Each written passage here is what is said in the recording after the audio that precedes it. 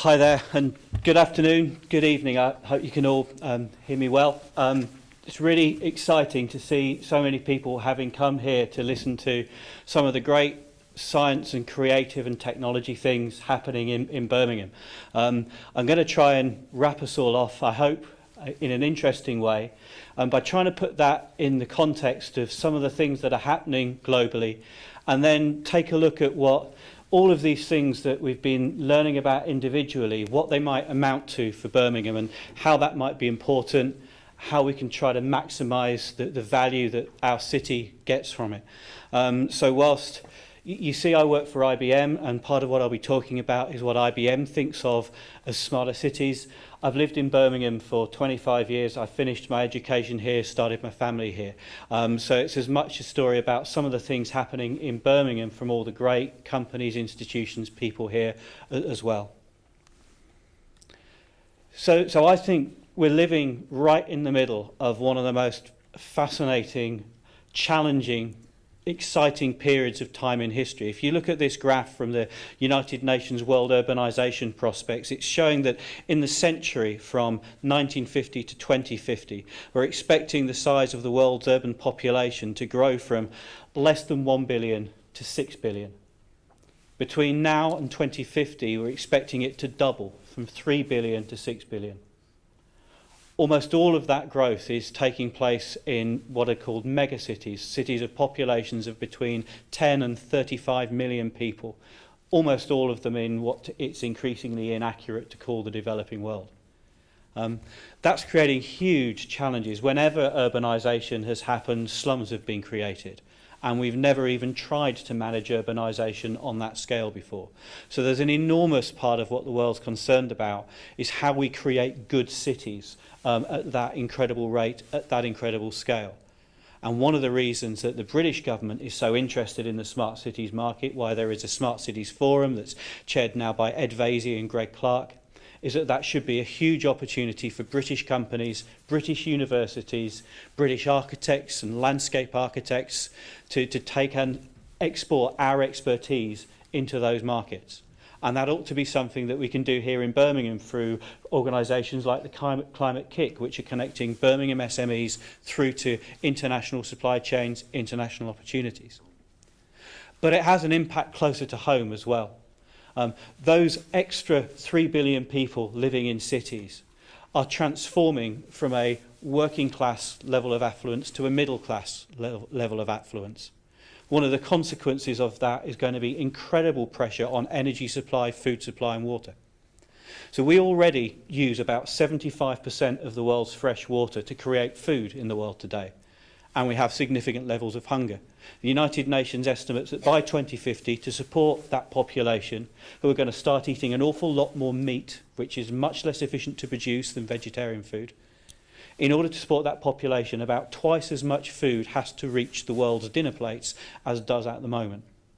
We simply can't do that by doubling the amount of food that we produce, because that means we need 1.5 times more fresh water than we have on the planet. And by the way, I think it was Asda, one of the major UK supermarkets, reported just a couple of months ago that something around 95% of their existing supply chain of fresh food is already at risk due to the effects of climate change, which are making less fresh water available to growing agriculture. So there's some really serious challenges inherent in all of this that are going to create challenges here at home. We're already seeing price of energy, price of food has increased over the past few years. I don't think that's a temporary thing as a result of the 2008 crash. I think it's a systemic change resulting from these trends. And we see these things everywhere. We had more severe weather incidents last December than we usually have in an entire year. And one of the things I saw as a consequence of that in my work was lots of city councils now starting to create business cases to spend money on emergency response systems, another one of the technologies that we've heard about being researched here in Birmingham. That had never happened before because there'd never been that level of severe weather before. It's going to be very interesting to see what happens this winter, whether that pattern is repeated, whether we really need some of the work on making the most of our gritting supplies that we've just been hearing about. Top right is the Pacific island of Kiribati in Micronesia. The Kiribati government is buying up land in Fiji because they need to migrate the entire population because the island is disappearing under the sea. Just the first place that is experiencing that really distressing outcome. The picture on the bottom left is the state of California's crops in the drought they're currently experiencing. California is carrying a population vastly in excess of what can be supported by its natural rainfall. Its aquifers have gone dry. It's basically run out of water. So there's some serious challenges there in how do we create infrastructure that can supply that water, or should we be looking at shifting populations to places where there is more water? And I don't know if any of you were in London this year when London's emissions levels went through the roof in the same way that Paris's did. Absolutely astonishing sights, standing around an area with skyrise in the background, looking like it was a film because of the amount of smog between me and the high-rise buildings. And Birmingham is breaking some of those emissions thresholds at the moment as well. Not across the city, not all the time, but in hotspots at certain times. And we are part of the reason why the British government is being fined by the EU for breaking these emissions legislations. And of course, legislations like those in the EU are an important part of driving a business case that turns into an opportunity for low carbon technologies in the same way that emissions regulations on cars have been over many years now. So why do I spend my time talking about this sort of thing? I work for a technology company, a digital technology company in particular. And I was reminded of that last year when I was walking through London on the way to give a similar talk at an evening event. I happened to find myself on Wardour Street, which is just off Oxford Street, passing this little alleyway along St Anne's Court. So anyone of enough of an age in an audience care to anyone here understand the cultural significance of St Anne's Court to the 1980s music industry in the UK? I didn't think you could. I know it because I knew it was the only place in the country I could buy really cutting-edge European death metal music. Celtic Frost, who recently played a comeback gig at Wolfram Civic Hall. Celtic Frost were three teenagers growing up in Zurich, practicing in an old army bunker. Their music was widely regarded as awful and unlistenable, but there were a handful of people like me who really got into it. In the 1980s, how did 16-year-olds, 17-year-olds in Zurich find people like me who were willing to travel to London on the train every weekend to go and buy their music? It was a world of paper fanzines. It was a world of a radio station that only operated at 10 o'clock on a Friday night. It's ancient history compared to the world that we live in today. And now, as the father of a young child, I find that contrast just staggering in what has changed, the level of change that we've seen. And these are just some of the ways that we're currently experimenting with pushing it forward, or that other people are thinking of doing so. Back in 2011, we built a computer called Watson to play in a television general knowledge quiz show. So the image at the top left is taken from that quiz show. It's a game show called Jeopardy that shows in the United States. Ken and Brad that you see there haven't worked a day in decades because they're multimillionaires from their previous winnings on Jeopardy. They're very, very good at it. What the computer had to do was, it was given a text file containing a cryptic general knowledge question at the same time that Ken and Brad saw it on a screen, at the same time as the host starts reading it out. When the host finishes speaking, then the buzzers are on and someone has to press first, answer the question. You get it right, you win points. You get it wrong, you lose points. So in that time period, the computer had to understand the text of the question, and a sample question is, he sang a sad song to make things better. The answer being Jude from the Beatles song with the lyrics. So the computer had to try and understand that question. It had to search Wikipedia and the Internet Movie Database and a couple of other human language knowledge sources that it had offline access to, come up with an answer, test its confidence in the answer, and decide whether or not to press the button before Ken and Brad do. As you can see from the score there, that's about 10 minutes in the game, it was quite good at doing that. This is not artificial intelligence. What it does demonstrate is the ability to which computers can process complex human information and deal with uncertainty. It's not a magic hammer either, it can't do everything, but we're now turning it to some really exciting problems, such as helping clinicians diagnosing conditions like diabetes and cancer to navigate the tens of thousands of research papers published on their subjects every year that they have no way of keeping up with by reading it. So this is now being used as a tool to understand the symptoms that their patients are presenting, navigate that knowledge base and say, these are the pieces of research that might be worth you looking at for this patient, and these are the reasons why, and this is the level of certainty. So really interesting development. The top right is a slightly different thing. This is showing just how interesting the places that we can get data from are. So Watson is all about what can we do with data. On the top right, this is something that has been invented to try and get data from new places. This is a soil sensor that can be printed out using commercially available inkjet print on a piece of paper. It powers itself using an antenna on one end that picks up ambient radio waves, creates a source of power. It's got a capacitive sensor that sticks in the soil and measures the amount of moisture content. It's got an antenna at the other end that transmits a signal. So it needs very, very little money. The price of some ink and some paper, stick it in your field, now you can get a readout for soil moisture. So clearly, this isn't one of the pieces of work we've done. This is something that a university in the States has produced and gone off and spun off as an entrepreneurial business, but gives an example now of how we can collect data to help us tackle that problem of food supply and water. And on the bottom right is an example to show how that information can now connect and influence the physical world, a 3D printed prosthetic limb. And I know we have a lot of universities, businesses in and around the West Midlands who are using 3D printers. The really exciting thing for me from this point of view is it shows some of the points that David was making about our need to connect to the capacities of Birmingham. This limb has been digitally designed to suit the needs, physiological needs of one patient. It's then been aesthetically customised by a creative artist, so it has the appearance that its wearer wants it to have, and it's then being printed out on a relatively general purpose machine. So in this one object, you have digital technology, creative art, medical technology and manufacturing. That's 4 industries that we usually think of as separate. So one of our challenges as Birmingham is how do we bring our great capabilities across all those sectors together to exploit this sort of opportunity.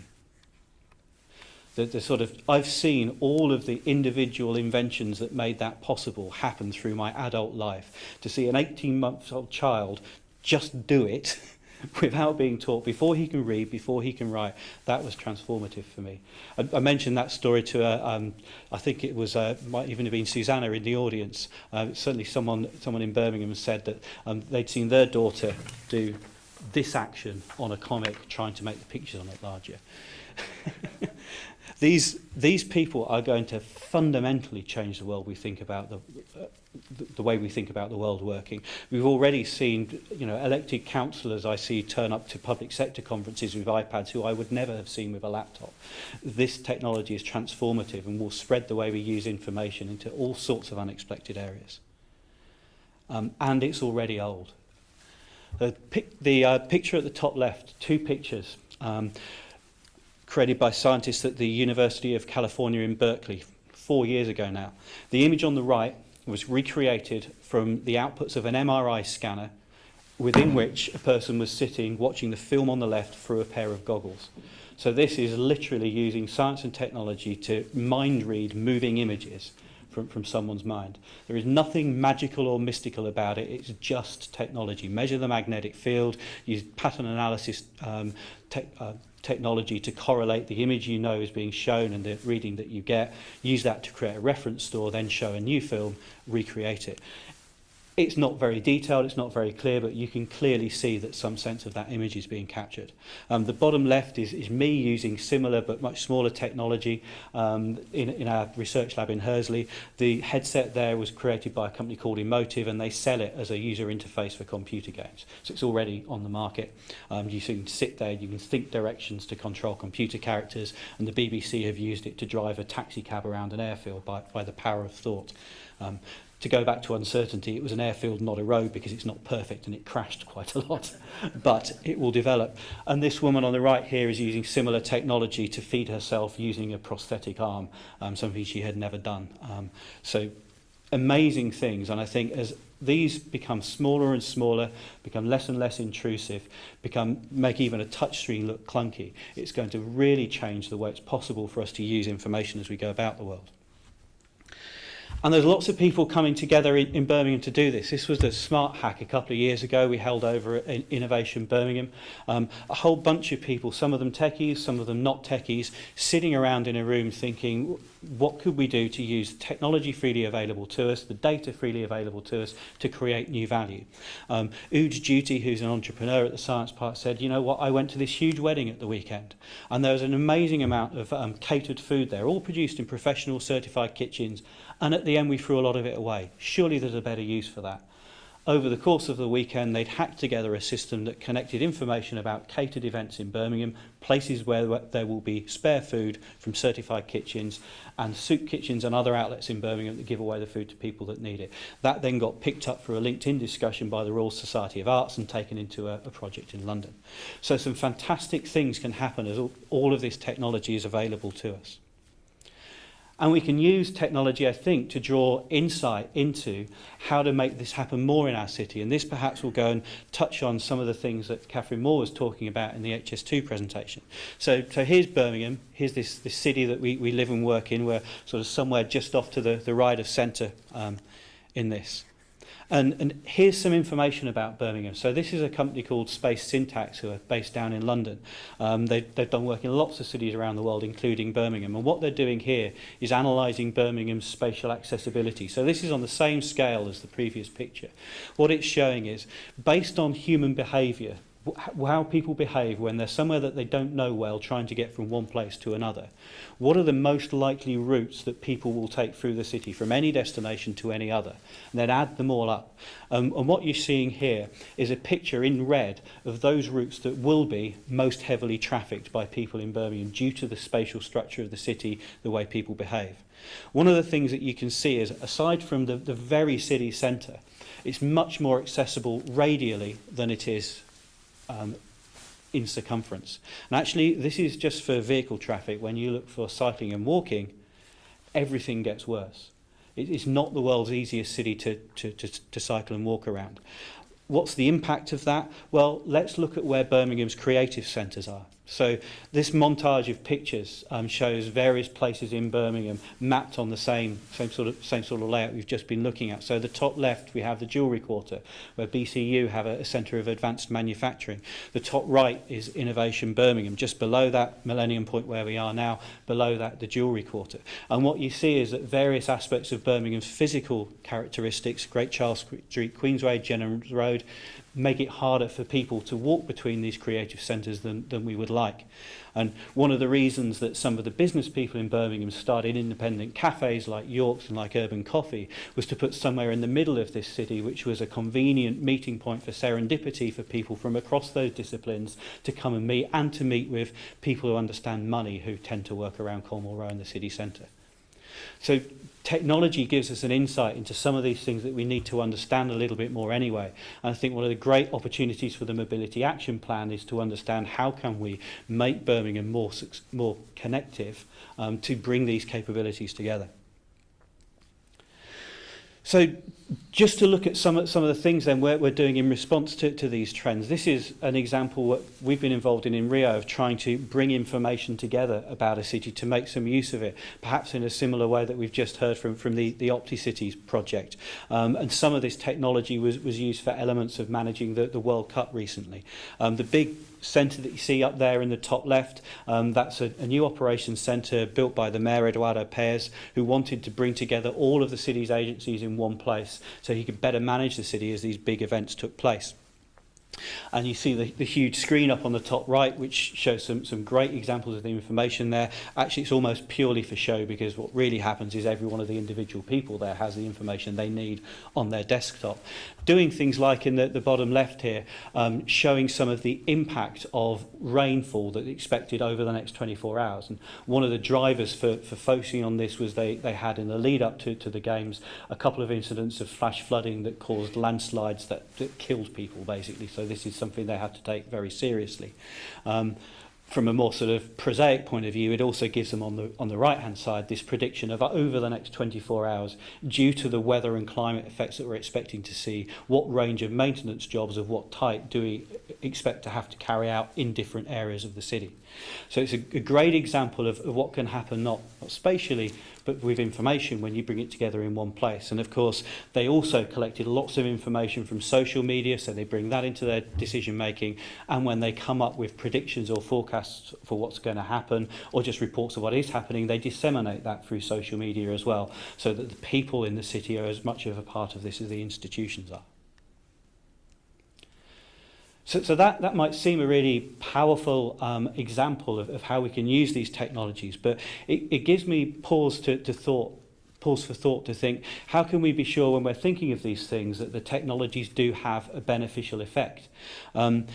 Looking back to the last generation of technologies that shaped cities, concrete and the internal combustion engine, some of those singular interventions that Catherine was talking about, they haven't necessarily created the cities that, in hindsight, we wish we would have. And of course, we've got Mass House Circus in the bottom left there, one of those singular interventions that was removed during the early period that I was a resident of Birmingham, now being replaced by the Bullring Shopping Centre, of course, and extending out into East Side here with the new City Park, and absolutely transforming that sort of area. In contrast, top left is Buford Highway in Atlanta, one of the most notorious roads in the world. People live on one side, they work on the other. This stretch is 2 kilometres long, it's 7 lanes wide, it has no pavement, it has no public transport, it has no pedestrian crossings, it has even no traffic lights, leaving families to take these incredible risks in their hands as part of their lives. Contrast that to Exhibition Road in London, where the pavement has been removed, where curbside furniture has been removed, creating a single open space that people, bicycles, buses, cars inhabit. It physically knits the city together around you. It's not something that will work everywhere, but it's a good example of learning urban design that actually makes cities work for people, not just for large infrastructures. Similarly, this roundabout in the bottom right in China, it used to have the same effect that Mass House Circus does. It put pedestrians off. It was an extremely busy bit of road, so they built a pedestrian roundabout above it that's now brought pedestrian life back to the place so much that people who live there have told me that it's an evening destination that people go for a stroll around. So, is this any more than a loose analogy to technology? We'll come to that in a second. I think the analogy runs quite deep, but I just wanted to pause for a second to talk about something that just literally stopped me in my tracks when I first heard about it. This is a piece of work that's been done here in London. It's also been done in Birmingham. It's been done in Glasgow, several other places, to plot life expectancy at birth across districts in a city. And what strikes out here, and usually when I have this for you can't see the numbers, but on a screen this big you probably can. Look out over on the right, Bromley by Bow, life expectancy at birth 75 years. Over towards the very left in the middle, life expectancy around Oxford Circus 96 years. So if you're born in the most poor part of London today, you're likely to die more than 20 years younger than if you're born in the richest part. In Plymouth, that figure's 17 years. In Birmingham, I think it's about 19. In Glasgow, for boys, it's 28 years. Those differences eclipse any national variation, any variation across Europe, most variations across the world, and they're common to almost every city in the UK. There's a huge set of issues that lead to this, for me, quite staggering conclusion. But part of it is certainly in urban design. I think part of our challenge in applying technologies in cities is not just to get carried away about all the sexy things they can do, but to think about how do we make sure the benefits are equitably distributed. There was a report Centre for Cities published a couple of years ago that looked at the performance of British cities over 1901 to 2001 and how well they performed relative to their size. And of course, Birmingham was doing really very well up until around the 1970s, and then it dipped significantly for 3 decades or so. Other cities followed very disparate paths. The single biggest correlation Centre for Cities could find between how well a city did and the policies it tries to enact there was around skills. Cities that got the investment in skills right as technology and the economy changed were the ones that succeeded. With all of these changes in technology taking place, that for me is why Birmingham needs to really focus on skills all around the city in order to benefit from the incredible advances we're seeing. So let's just take a look at some of the downsides. What could we get wrong? Well, the car driver in the top left who followed their sat-nav off the roads of Paris onto the pavement down the steps is clearly an example. And actually here in Birmingham we had similar challenges around the Longbridge redevelopment because postcodes didn't keep pace with the development. So all the Arctics for the new town centre kept turning up in Northfield Village Centre until they managed to get those fixed. On the top right is what's believed to be one of the world's first 3D printed guns. So these things started being tested a couple of years ago. It means that gun control is now the same sort of digital rights management issue as piracy of music, piracy of films. So that's something that we know has changed in a really disturbing way. The bottom left is less acute, but no less interesting. This is the effect of online shopping on physical transport, physical space. These are parcels delivered from Amazon to Google's offices in San Francisco. So two of the most virtual companies in the world having a significant physical impact. And actually, the last mile of distribution over the last 5 years or so has become increasingly complicated because of the vast number of deliveries that are being made. The supply chains that move stuff from where it's made into our homes had developed to incredibly sophisticated bulk transfer things between big manufacturing centres, big shopping centres. Online retail has completely changed that. And as we see sharing economy business models for food, for energy, for manufactured goods, for arts and crafts, for all of these things, that pattern of creating dramatically increased complexity in transport, I think, is going to hit over and over again. So, this tension in cities between the infrastructures that support transport and our need to transact is not going to go away. It's going to, if anything, I think, get more complicated. Now, there's not an awful amount of academic research on this because this stuff's too new. But what you can see is all of the distribution companies looking very carefully at how they might distribute things over that last mile. Arup won some awards for a delivery hub in Regent Street, for example, that's a really clever way of trying to manage that. And then finally, a more concerning story from here in Birmingham a few years ago. I'm sure many of you will be familiar with the security cameras that were put up on the face of it to promote public safety in some of Birmingham's communities. Of course, it later transpired that they'd been funded by the security services looking for evidence of terrorism. And thankfully, when that started coming out through the newspapers, they were taken down again. I think really useful reminder to us that we need to be really open and transparent about this new economy as its incredible capabilities unfold. And in a very unexpected way, I've been taking guidance from town planners in doing that. I've been a technologist, a scientist most of my life. I never thought that town planning would be part of it. But actually, town planning has influenced probably about 80% of the technology that you and I depend on every day. Chap on the left here is Christopher Alexander. In the 1960s, Christopher Alexander realised that the process of designing a city or a town was too complicated a problem for him to hold in his head in one go. And he started to look for ways he could break the problem down into smaller problems that he could solve in one go. He never really found a way to do that, but what he did find was a way of communicating ideas that worked well in one place in a way that helped them to be used again successfully somewhere else. How to describe something in context. And he called that idea a design pattern. And he wrote a book called A Pattern Language. It's all about how you can use past experience to design new places well.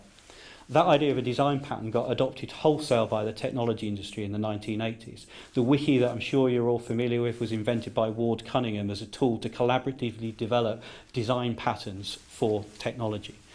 Whenever you select a menu item on a laptop, when you press a button or where you do a shortcut key with the keyboard, that triggers a piece of software called a command to be written. That was one of the first design patterns written in the 1980s. So Christopher Alexander shaped technology. And what's happening now is people like Ward Cunningham and architects associated with Christopher Alexander are starting to think, how do we bring these disciplines back together again? How do we look at the skills of urban design that design good cities and technology design that design good services and bring them together so that we design good digital cities together? And I've been exploring some of those things on my blog, you can see on the bottom right. There's another town planner who is starting to become influential as well. That's Jane Jacobs up at the top right. She wasn't actually formally trained as a town planner, but she was a very vocal person who lived in Greenwich Village in the 1960s as that became a very attractive place to live. And Jane Jacobs wrote a book called The Death and Life of Great American Cities that's pretty much regarded as a cornerstone of understanding how cities work. There's all sorts of things to look at in there that are fascinating, but the one that really struck me was she designed the fundamental purpose of cities as being to create safety between strangers. So cities are about security. And security's got to be the most important aspect of the digital economy today. And many of the things that Jane Jacobs talks about in terms of security, in terms of cities supporting quality of life and interaction, have really powerful analogies with the digital world. And these are some of the projects that I think encapsulate those ideas really powerfully. The top left is a smart metering project in the village of Chale on the Isle of Wight. One of my colleagues, Andy Stanford-Clark, lives on the Isle of Wight, and this is a social housing estate not far from where he lives. The housing estate had roughly half of its homes were in fuel poverty at the start of this project. They won some EU funding, they put some smart meters in the house, they put some small-scale energy generating technology there, and they put some solar panels on the roof. So now you've got, in theory, the ability for those households to become energy independent. But they're only energy independent if they use the most electricity when the sun's shining the most. So the households need to adapt their behaviour and use information from these technologies to change their behaviour in quite an informed way so that they benefit fully from it. One of the really simple interventions that they came up with was this glow globe that sits in the lounge. So the families don't have to look at a smart meter or a report or a computer screen to tell how the energy is doing. If they're using more energy than is available at the moment, the globe is glowing red. It's a really simple way to look at it. There's all sorts of other things about the scheme that are really interesting, but the short story is it took all of those houses out of fuel poverty. It halved their weekly fuel bills. And the resulting community spirit around it has led to a whole bunch of other things happening. In Dublin, there was a really interesting project there around traffic prediction. So we've seen a little bit today about traffic analysis, traffic prediction. What they thought about in Dublin was, if we got all this incredible technology, how do we get those predictions out to be useful for people? And rather in this case than thinking about a smartphone app, which not all drivers are going to be using or any of those things, they started a radio station. They bought the cheapest license you can possibly get. It allows them to play continuous 1980s pop music, and in between it they put predictions about the traffic that help people to avoid the worst congestion spots. It's a really good way of using really new technology to interact with really traditional behaviours. Perhaps the most exciting one I found, though, was Kalimo Salama. This is a sort of a social entrepreneurs initiative in Africa, and what they're doing is finding a way to provide subsistence farmers with insurance. Now, if you think about it a little bit, a subsistence farmer by definition doesn't have the extra resources to pay an insurance premium, but there's pretty much no one in the world who's got more need of insurance when their crop fails. So what they managed to use there was impart this really cheap weather monitoring technology that creates some information about weather, where the farmers' fields are, but they also tap into the National Weather Monitoring Service. But the thing that really enables it all is an M-Pesa mobile payments service. So there are no site assessments, there are no salespeople. When a farmer buys a bag of food using M-Pesa, you add a small amount to the price to pay the insurance premium. Then you use the remote monitoring technology to measure windfall, sunshine, all of those things. It's not perfect, but if it passes certain thresholds, you trigger an automatic payment back. It's taken huge amounts of costs out of the system and made something possible that simply wasn't before. So these, for me, are really exciting innovations. They combine the resources of big organisations with actually very small-scale innovation, entrepreneurialism and community challenges. And I think that's one of the most exciting possibilities of smart cities to get right, to take investments in big infrastructure, whether that's HS2, whether that's citywide Wi-Fi, and connect it to the detail of small-scale innovation and real challenges, real opportunities in Birmingham. Can you move the screen forward for me? I think the button has stopped working. Thank you. So Birmingham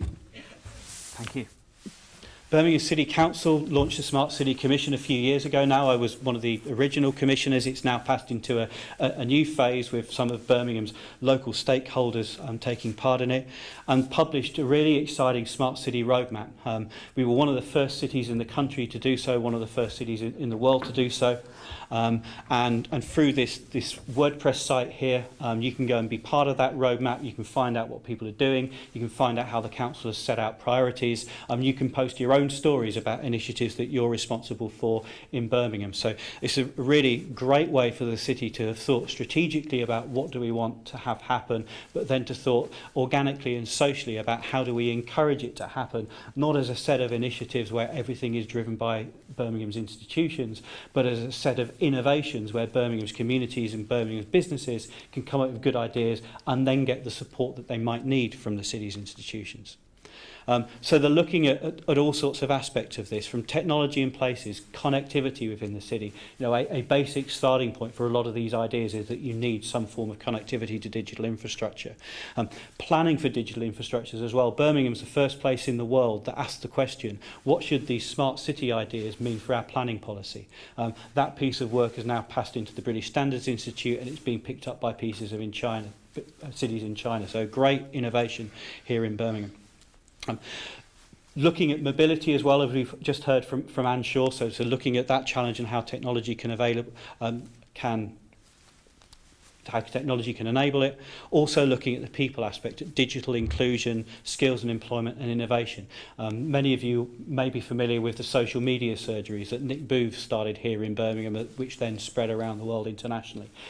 The council's been working with Nick and are now starting to launch open data surgeries. So as Birmingham's open data initiative gathers momentum and the council's building their platform now, they're also looking at that method of engaging very organically with people, businesses, innovators in Birmingham to make use of that information. And one of the things that I've continued to be involved in, and that actually was part of the thinking behind having a keynote like this at a meeting like this, is something called the Birmingham Smart City Alliance. So what a few of us did about a year and a half ago now was start to realise that actually we have some really powerful capabilities in Birmingham, some really great assets. We'll go explore what some of those are. And we also have some very interesting institutions whose role it is to support innovation, not to try and drive it deterministically, but to support it when it happens. So you've heard from David about Innovation Birmingham. We know about the Custard Factory, Faisley Studios as well, the outreach programmes that places like Millennium Point have, and that many other businesses and institutions have in Birmingham. So every month for a year and a half now, people from these institutions have been meeting on a regular basis to understand what the council and the LEP are setting out as challenges, priorities for the city and for the region, and then to think about how we can drive collaboration within Birmingham to achieve those objectives. It's intended to be a very open movement, and one that we encourage people to approach with any sort of idea that might have an ability to contribute towards Birmingham's objectives and outcomes as a smarter city, and which is in need of some help. So you can see the variety of institutions here. IBM are part of it, SCC, who we'll talk about in a little while, Millennium Point, who've donated the space for today's conference, Birmingham City Council and Raj Makanit's team at Digital Birmingham, who've been taking real leadership on Birmingham's smart city strategy, Birmingham Science City, and etc. etc. So I hope any of the many I haven't mentioned are represented here in forms of their logos. So just to explore what some of those things are, SCC are Europe's largest privately held technology company. They're also IBM's biggest business partner in Europe. They've got partnerships with most of the global technology companies. They built the UK's first secure public sector cloud computing platform here in Birmingham. So at a time in the country where local authorities everywhere were looking to save money, to share services, to move to shared cloud computing platforms, the only place in the country where you could run social care for more than one authority at the same time was here in Birmingham. That's a great resource for us to have. They're running workloads for the Highways Agency, the Ministry of Defence, for HMRC, all sorts of really sensitive, important pieces of business running on technology here in Birmingham by a privately held Birmingham-based company that employs a huge number of people in the city. And we've heard about Innovation Birmingham as well. We've got a recent announcement that £100,000 is going to be shared across 9 low-carbon startups. This is a collaboration between the Climate Kick that we heard about earlier and Innovation Birmingham. Those startups now get access to office space, to network connectivity, to business mentoring, to mentoring about finance, to all of the things that are likely to make a difference between them being successful or not successful. And some of these are involved in powertrains for low carbon cars, some are involved in battery technology, one is involved in trading marketplaces for second-hand goods. Really interesting way to use digital technology to really power up the degree to which things are recycled and repurposed rather than thrown away and remanufactured. We also heard from the Birmingham City University Transition Project, a collaboration between Birmingham, Zurich, Utrecht, Birmingham City University here, but also an SME from Birmingham, Greenhill, who I think are pretty much a one-woman company. Her technology around the analysis and predictions of energy and emissions in buildings is now getting into a global collaboration with technology companies like Esri and IBM who can help reach international markets. So we've got information about energy usage in Birmingham's public buildings, about noise pollution from transport, you can see in this image here, all coming together now in one place where we can start to analyse it and understand ways in which we can try to make Birmingham work better across all of its systems. So if we know that on a day with particularly hot weather and maybe there's a football match on at one or two of Birmingham's football clubs and we're likely to start breaching EU emissions targets in a particular bit of the city, what can we do to try and reroute some of the city's service vehicles that don't necessarily have to run at the same time on the same day all the time, and just try and start bringing the level of pollution down so that we don't breach those limits. And Phil Singleton was keen to sort of give you all a little sneak preview on something that Millennium Point hope to be announcing very soon, something called Young Innovator of the Year, which will run for the first time in 2015, essentially giving the opportunity for someone from a disadvantaged background at one of Birmingham's schools the ability to be funded to go on and study science and technology at university. As a scientist myself, I think that's an absolutely great thing. I was struck a couple of years ago by the Institute of Civil Engineers reporting one of their studies that said there are 5 times as many hairdressers qualified as there are hairdressing jobs in the UK. But for every year between now and the next 20 years, we're expecting to see a shortfall of thousands of qualified scientists and engineers to build low-carbon infrastructures, to invent low-carbon cars. And so I think this is a really great idea to give someone a chance in life they might not have had before. We've also heard from Amy today various things they're doing, from shifting the street lighting from old, inefficient sodium lamps through to modern LED lamps. Certainly have improved the lighting on the road where I live. My wife feels much safer walking around when it's dark at night now. To running the smart parking pilots in the Jewellery Quarter and Colmore Circus, which got Birmingham into the Sunday Times earlier this year, to working with the local universities to understand how they can predict and optimise the use of grit when icing the roads in winter. We all saw stories over the last couple of winters about how close we came to running out of grit, and that causing not just economic issues if the traffic can't get around, but public safety issues as well as people are slipping on the pavements. But perhaps what's more exciting than these, because these are very much initiatives that were or are being driven by institutions in Birmingham, is what might happen if we bring some of those things together. So about a year ago, amongst the Alliance, we thought what might be an interesting area we try to make something happen in. And for various reasons, we came up with the idea of a local food initiative, in part driven by the outcome of the smart hack from 2012 that I mentioned earlier. So what we did was we pulled a really interesting set of people into a room to talk to that. We brought the health department from Birmingham City Council, who know about the city's challenges in food. We brought Shalene Milu, an independent nutritionist who's a real domain expert in the area. We brought Birmingham Chamber of Commerce, who understand about starting businesses. We brought Nick Holzer, who some of you may remember from The Apprentice, who's very successfully running a food and technology business around the Science Park now, was one of Innovation Birmingham's first members of the Entrepreneurs for the Future programme. And we brought James Swanston up from London. James Swanston runs an innovative transportation company called Carbon Voyage, who've reduced the number of incidents of congestion around the Earls Court Conference Centre in London from 3 hours every day to only 1 incident in the last year by using clever technology.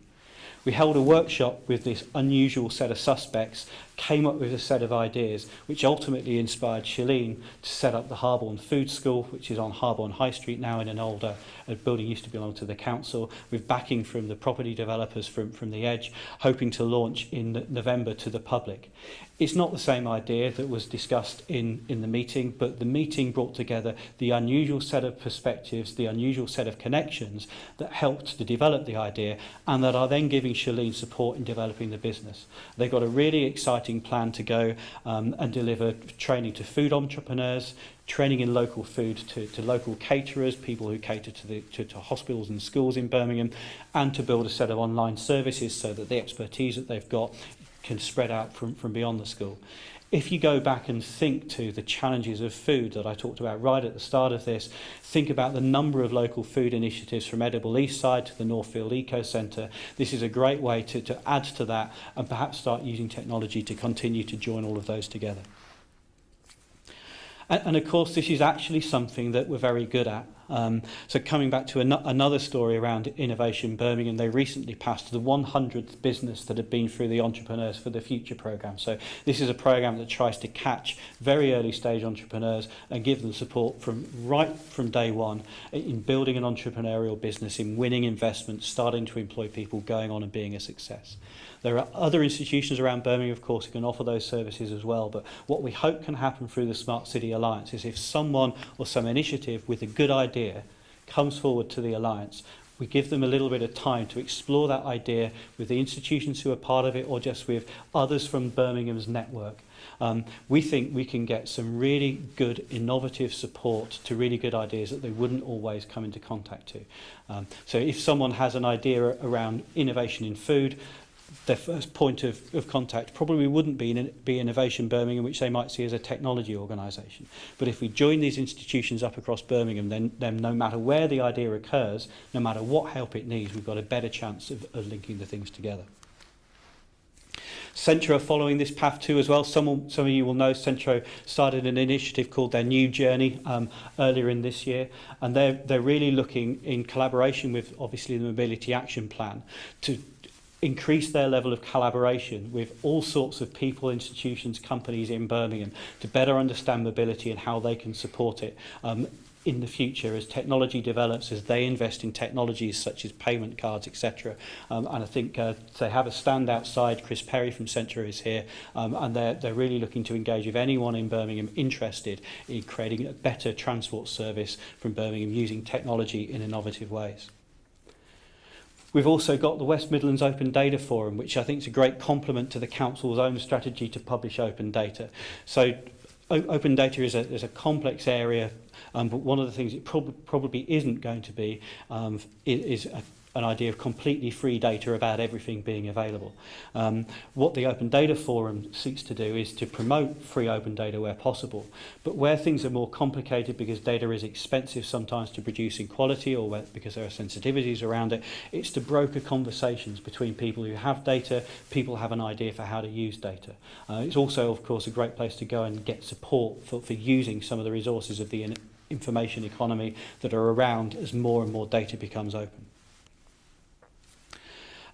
In healthcare as well, great new initiative, Creative Digital Health Solutions, and Beth Bishop, who's here, is involved in this, using some EU money to support innovation in healthcare, and in particular to help entrepreneurs, students, anyone with innovative ideas for how technology can create solutions in healthcare, helping them to connect with the healthcare services, helping them to reach stakeholders, helping them to understand how to describe their propositions, win funding for it, etc. I think anyone who's worked in healthcare can know that it can be a difficult industry, a difficult culture to engage with. I think this is an initiative that's won some EU funding to help people in Birmingham with good ideas to get past those challenges and have success innovating in healthcare.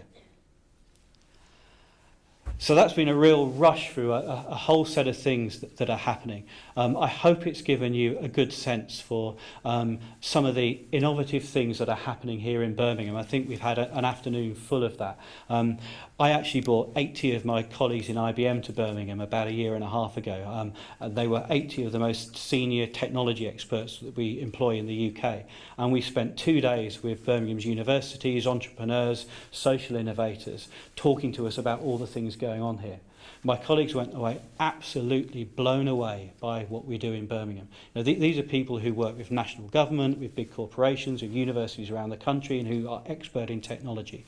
And Birmingham blew them away. I think that's a great story. I think all of these are great stories. And I think our challenge is to try join them up, make more of them. That's all what the Birmingham Smart City Alliance is about. So hopefully our web presence was up there. You can find us through any of the member organisations or through the City Council or online. If you have good ideas, we want to hear about them and try and help you get support for them. And I think what that leads me to focus on, and what's shown in this image here from India, is just to think about where those ideas might come from in future. Pardon me. We all know we're the youngest city in the UK, the youngest city in Europe probably. And I had an inspirational experience last year at Birmingham Metropolitan College at an event run by a small Birmingham entrepreneurial company called Think, Share, Create. Think, Share, Create were running an event to get kids, students at Birmingham Met College, excited about the idea that they could have an idea and start a business based on it and be successful. And I was sat at a table with 16, 17-year-old kids from all sorts of backgrounds, and these kids started shaping the idea that you could build a robotic swimming fin for people who couldn't swim because they couldn't move their legs very well, and you could somehow control it using your mind. These kids had no instruction or preparation or anything, and I was sat there bowled over thinking, these guys have just described something that's technically possible using some of the most advanced things I talk about in my professional career.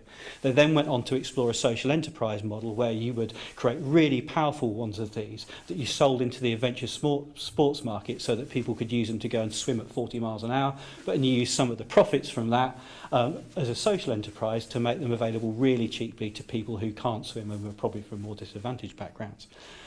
Absolutely amazing. The creativity of children, creativity of students is utterly amazing. I think what we need to do is create better ways of catching that, getting it support and turning them into things that can really take off and fly. So that for me is really what a smart city is all about, making a success of the future, using technology, using our creativity. I hope you had a great day listening about that, and I'd like to thank you all for being here, thank you all for coming, and I hope you've had an interesting day too. Thanks very much.